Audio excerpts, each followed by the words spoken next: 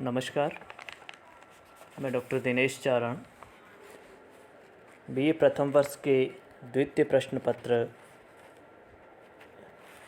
हिंदी साहित्य में आपका स्वागत करता हूं।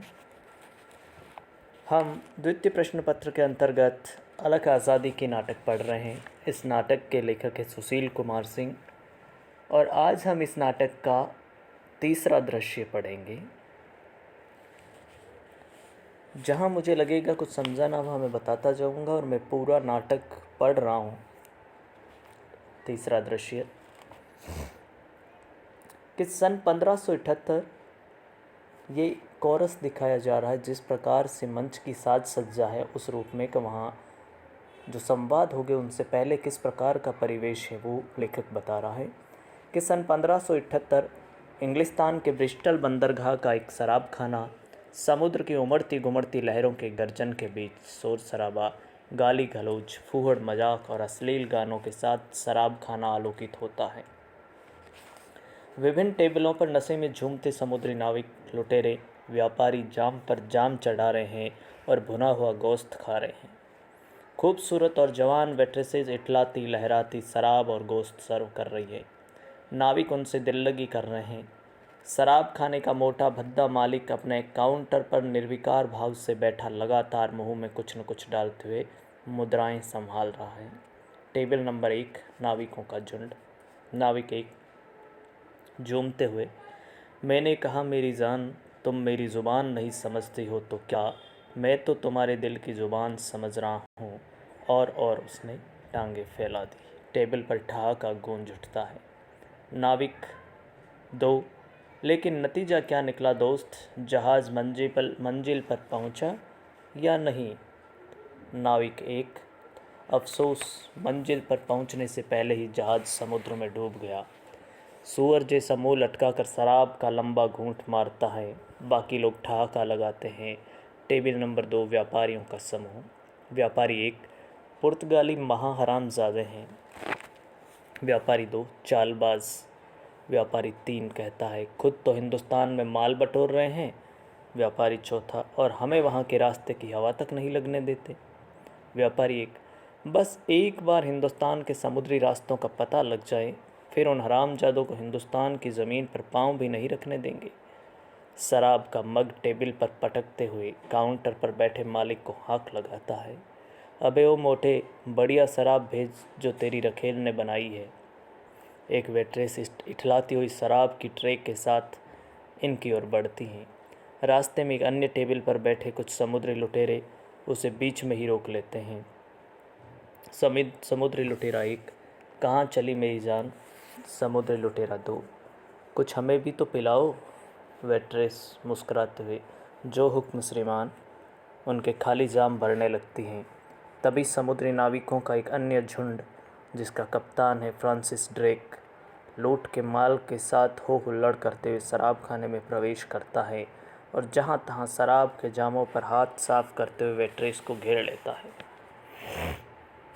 नाविकों का झुंड ज़ोर शोर से गाते हुए, झूमते मचलते सागरों के बेताज बादशाह है हम, मेरी जान हम दिलबरों से लो एक जाम और पियो तुम। बाकी लोग भी मस्ती में झूमने गाने लगते हैं। सभी लो एक जाम और पियो तुम।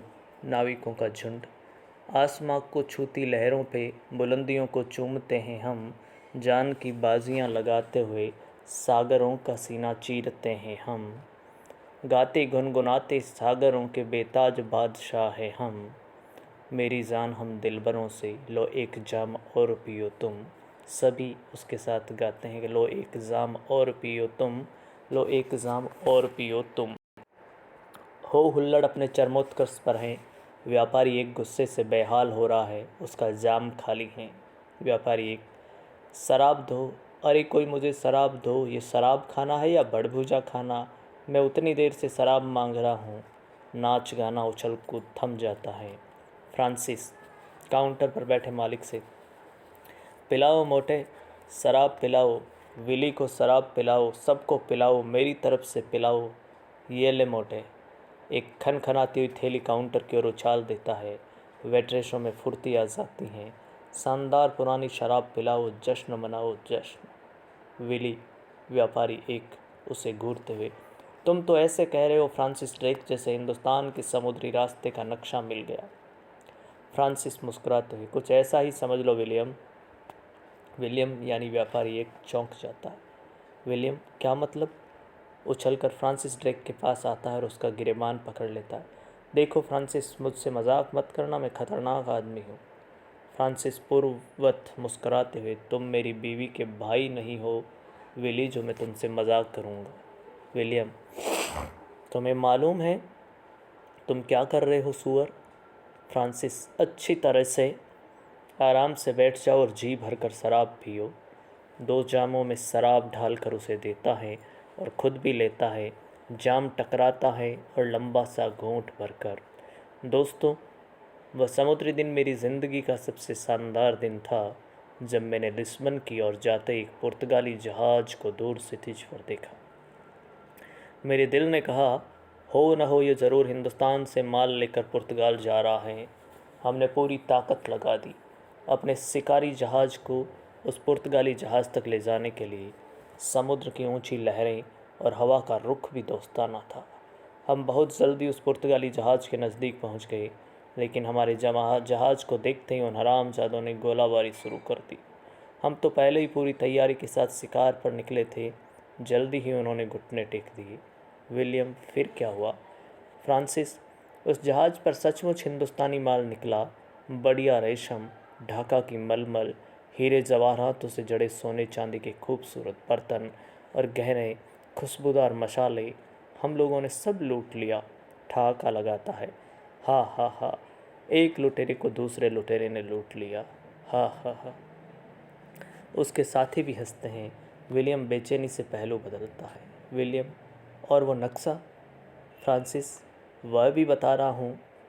जब हम लोग सारा सामान लूट कर वापस अपने जहाज़ पर लौटने ही वाले थे, तभी मेरी नज़र उस बूढ़े काइयाँ पुर्तगाली कप्तान पर पड़ी जो पाँव की ठोकर से एक खूबसूरत संदूकची को इधर से उधर छुपाने की कोशिश कर रहा था। मैंने उछलकर एक भरपूर लात उसके सीने पर जमाई। वह वहीं ढेर हो गया।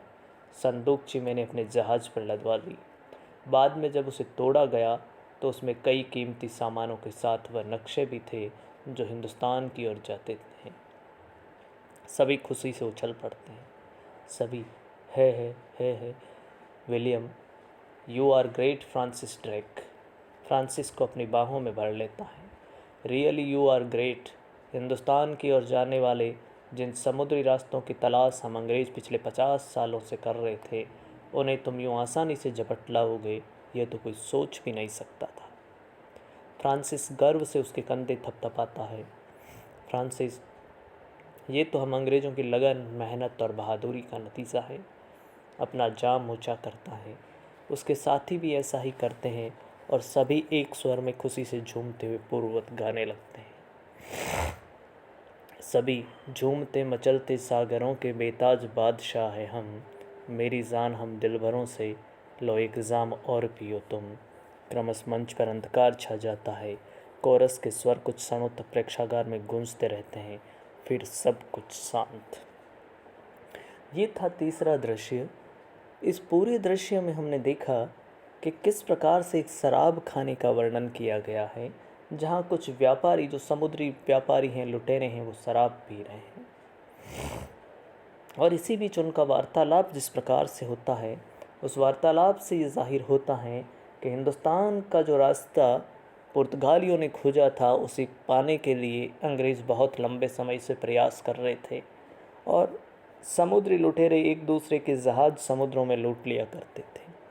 तो इसी प्रकार की एक लूट थी जिसमें पुर्तगाली जहाज़ भारत से लौट रहा था और अपने पास सोने चांदी के आभूषण, खूब मसाले, खूब सारी चीज़ें, भारत का बढ़िया रेशम, ढाका की मलमल लेके जा रहा था। उसको इन अंग्रेज़ लुटेरों ने लूट लिया और उसी लूट में इन लोगों को, पुर्तगालियों ने जो भारत आने का जो नक्शा बनाया था, उस नक्शे को हासिल इन लोगों ने कर लिया और उसके बाद अंग्रेज़ उस रास्ते से भारत आने में कामयाब रहे। ये वो संघर्ष है भारत को प्राप्त करने के लिए, भारत तक आने का, जिसमें पुर्तगालियों और अंग्रेज़ों के संघर्ष की दास्तान जो है वो लेखक ने यहाँ बताने की कोशिश इस दृश्य के अंतर्गत की है। इस दृश्य में कहीं कुछ समझ में नहीं आया तो आप पुनः मुझसे पूछ सकते हैं। अगला दृश्य अगली कक्षा में हम पढ़ेंगे। धन्यवाद।